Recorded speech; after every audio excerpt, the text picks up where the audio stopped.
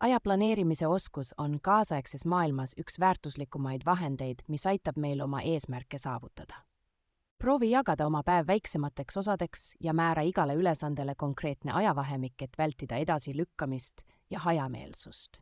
Nädalapäevade ettevalmistamine säästab märkimisväärselt aega ja vähendab igapäevast stressi. Pomodoro tehnika, 25 minutit keskendunud tööd ja 5 minutit pausi võib drastiliselt tõsta sinu produktiivsust. Korista oma tööruum ebavajalikest asjadest, sest puhas ja organiseeritud keskkond võimaldab sul paremini keskenduda.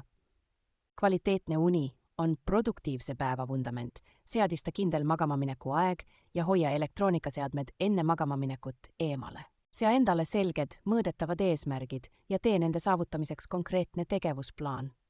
Hommikused rutiinid ja õhtused ettevalmistused järgmiseks päevaks aitavad vältida kiiret tegutsemist ja unustamisi. Ära unusta määrata aega ka puhkuseks ja perega olemiseks. Tasakaalustatud elu on pikaajalise produktiivsuse võti. Kasuta tehnoloogia targalt, produktiivsusrakendused ja meeldetuletused võivad olla sinu parimad liitlased, kui neid teadlikult ja eesmärgipäraselt kasutada.